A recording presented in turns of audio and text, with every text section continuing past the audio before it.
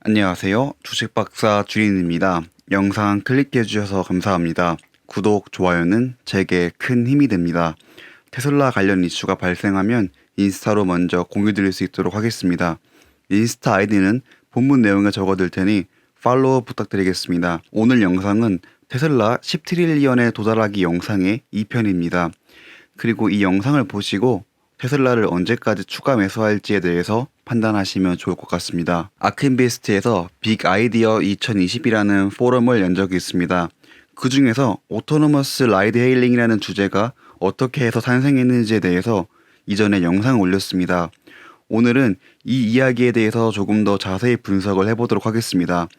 이 내용에 대해 사전 배경 지식이 필요하다면 반드시 이전 영상 시청 부탁드리겠습니다. 오토노머스 라이드 헤일링이란 뜻은 자율주행 승차 공유 서비스 정도로 이해하시면 될 것 같습니다. 로봇은 사람과 소포를 이것저것으로 옮기는데 현재 택시비의 10분의 1 가격만큼 줄일 수 있다고 합니다.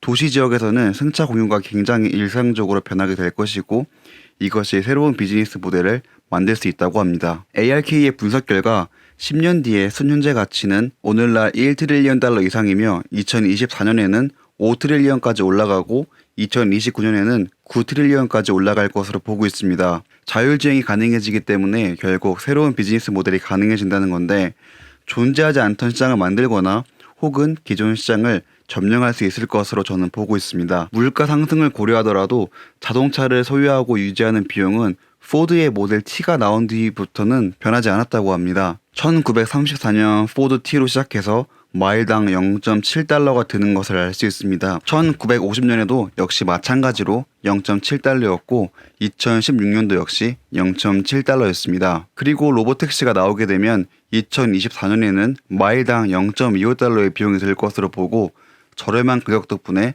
전 세계적으로 광범위한 채택을 받을 것이라고 합니다. 여기서 0.7달러에서 0.25달러면 얼마 안 줄어든 것 같은데 라고 보실 수 있습니다. 과거에 1800년대에 마차를 타고 다니던 시절은 마일당 1.7달러의 비용이 들었고 포드 T로 넘어오게 되면서 마일당 0.7달러로 되면서 비용이 58%가 감소하게 되었습니다.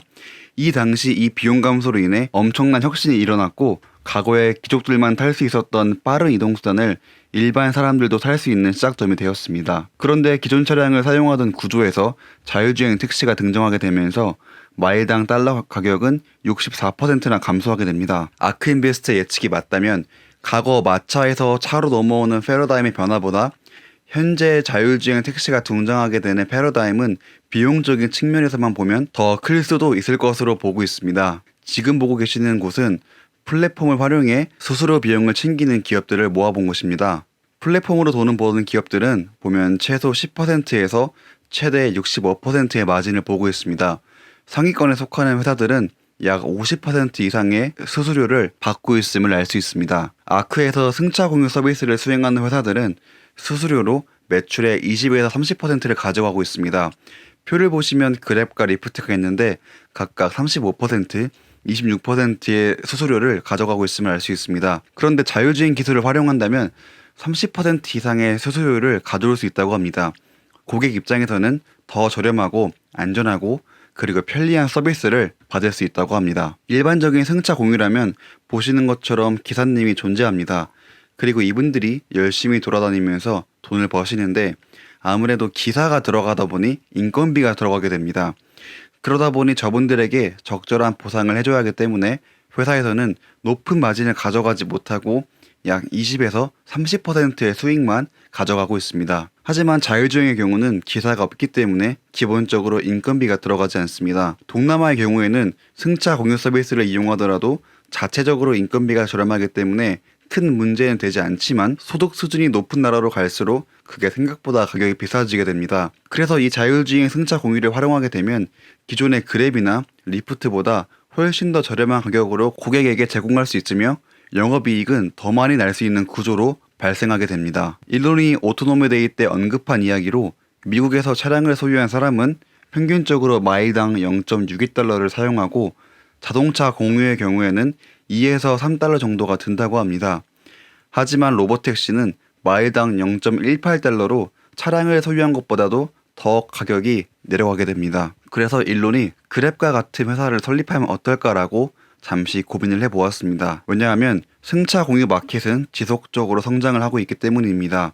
2019년에 60.5빌리언 규모였지만 코로나로 인해 2020년에는 13% 감소한 52빌리언으로 내려오게 되었습니다. 하지만 결국 회복하여 다시 우상향할 것으로 보고 있습니다. 만약 테슬라가 로보택시를 들여온다면 이렇게 엄청나게 큰 시장을 점령할 수 있을 것으로 보입니다. 그래서 테슬라 로보택시라는 회사를 만들어서 이 시장을 점령하지 않을까라고 잠시 생각을 해보았습니다. 그런데 회사를 설립하지 않고 라이드 쉐어링 앱이라는 것을 활용해 승차 공유 시스템을 한다고 합니다. 우선 설계한 내용으로는 자신의 차량을 사용할 만큼 사용하고 차량을 사용할 필요가 없을 때 집에서 넷플릭스를 시청하면서 이 앱을 활용하여 돈을 벌 수 있는 구조입니다. 물론 자신이 사용하는 차량을 다른 사람을 태우기 싫어하는 사람은 하지 않아도 됩니다. 그런데 이 어플로 돈을 벌고 싶은 사람이라면 차량을 여러 대 구매하여 돌릴 수도 있다는 생각을 하였습니다. 하지만 문제는 배터리가 얼마 안 남았을 때는 자동차가 스스로 슈퍼차저로 가서 전기 충전을 할 수 없기 때문에 신경은 조금 써줘야 합니다.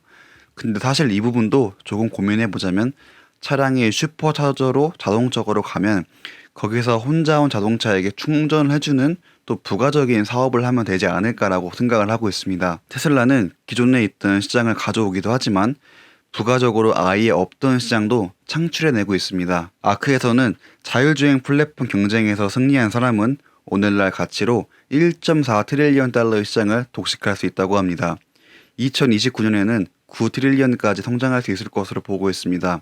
아마 이 수치는 단순 승차 공유 시장을 넘어선 부가적인 가치까지 들어가는 것으로 보고 있습니다. 단순히 승차 공유 시장은 아까 보신 것처럼 마켓 사이즈가 현재 60빌리언 달러 정도밖에 안 됩니다. 아마 로보택시를 하면서 무언가 부가적인 비즈니스 모델을 염두에 둔 것으로 보입니다. 아크에서는 예상하기를 미래의 자율주행 기술이 들어오게 된다면 현재 기업 가치를 유지할 수 없을 것이라고 보고 있습니다. 아무래도 자율주행으로 인건비가 안 드는 자율주행 로보택시 같은 회사들이 해당 시장을 장악할 것으로 보고 기존의 그랩과 리프트와 같은 회사들은 경쟁력을 잃을 것으로 보고 있습니다. 자율주행의 기술 경우는 아무나 쉽게 따라할 수가 없어 더더욱 격차가 커질 것으로 보고 있습니다. 오늘날의 승차 공유 플랫폼 회사들은 20에서 30%의 수수료를 가져가는데 기술의 발전으로 인해 1에서 5%가량 비용이 줄어들 것으로 보고 있습니다. 그리고 대부분의 수수료는 자율주행 기술을 가지고 있는 회사들로 갈 것으로 보고 있습니다. 그래서 2019년 기준 0.18트릴리언의 승차 공유 플랫폼 마켓 사이즈였다면 2030년까지는 9트릴리언까지 성장할 것으로 보고 있습니다. 그런데 기존에 있던 승차 공유 플랫폼 회사의 밸류도 커지긴 하고 있습니다. 그 이유가 조금은 궁금한데 아마 완전히 기존 시장에 망할 것으로 보진 않는 것 같습니다. 아무래도 인건비가 저렴한 동남아 같은 곳에서는 직접 차를 운행하면서 돈을 벌 수도 있다는 여지를 남겨둔 것 같긴 합니다. 그리고 아크인베스트의 자율주행 승차 공유 플랫폼을 현재 가치로 환산하면 1.4트릴리언 달러가 된다고 합니다. 2024년에는 5트릴리언이 되고 2029년에는 9트릴리언의 사이즈로 본다고 합니다. 2020년 1월에 작성된 표인데 주식 분할하기 이전이니 옆에 보이는 프라이스 타겟은 현재로 보시려면 나누기 5를 하시면 됩니다.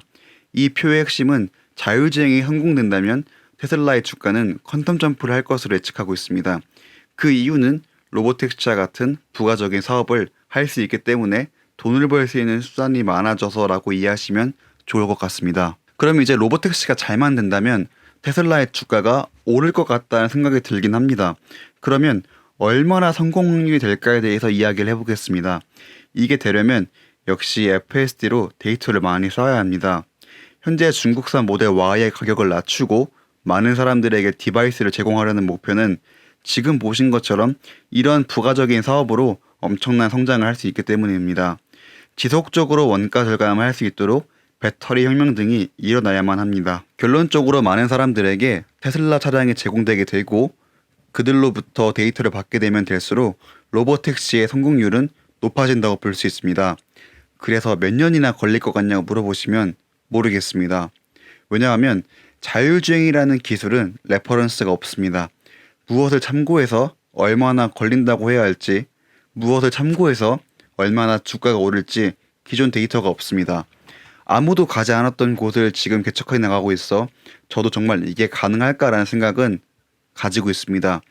그런데 지금까지 보여준 FSG의 성능과 점점 더 많아지는 인도량과 점점 더 많아지는 실제 주행 데이터로 자율주행이 가능할 수도 있겠다라는 확신을 조금씩 가지게 되었습니다. 물론 2019년 4월 기사에 따르면 일론은 2020년에 로보택시 네트워크를 런칭할 예정이라고 하였습니다. 그런데 현재 벌써 2021년이 되었고 로보택시에 대한 언급은 거의 없습니다. 아직도 자율주행 기술을 연구하고 있고 조금씩 발전하고 있는 게 사실입니다. 이런 모습에서 일론을 사기꾼으로 볼 수도 있습니다. 그런데 지금까지 보여준 행보를 믿는다면 투자하시면 되고 나는 못 믿겠다라고 하시면 투자를 안 하시면 됩니다. 그런데 저는 항상 조금씩 늦어는 지지만 말한 것을 지키려고 노력하는 그의 모습을 보고 믿고 투자하고 있습니다. 많은 사람들은 로켓을 재사용하는 게 불가능하다고 모두가 말했지만 일론은 팔콘 헤비 부스터 3개가 다시 땅으로 돌아와 재사용될 수 있다는 것을 증명해 보였습니다. 일반적인 사람의 사고로는 불가능해 보일지는 모르겠지만 일론의 생각은 달랐고 실제로 증명해냈습니다. 물론 이걸 증명해내는 과정도 굉장히 어려웠습니다. 실제로 로켓을 발사하려고 했으나 개발이 지연되어서 한번 미뤄지고 기상 조건이 안 맞아서 또 한 번 미뤄지는 등의 고난이 있었지만 결국 세 번째 발사만에 그가 옳다는 것을 증명해내었습니다. 영상의 끝으로 해당 영상을 첨부하도록 하겠습니다. 많은 사람들이 환호하고 소리치는 모습에 저도 모르게 몸에 전율이 돌았습니다. 모든 내용들을 잘 고민하고 투자에 활용하시면 좋을 것 같습니다. 오늘도 시청해주셔서 정말 감사합니다. And watch for the landing lights to glow at the tail end of that landing light.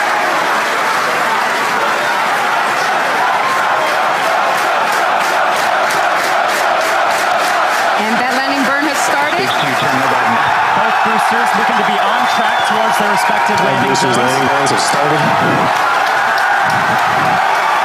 Side boosters landing legs have deployed.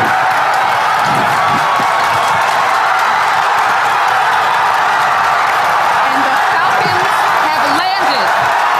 LZ1, LZ2, both side boosters have touchdown. One Walter is moving on to one by one. Recovery 1 and recovery 2. Now,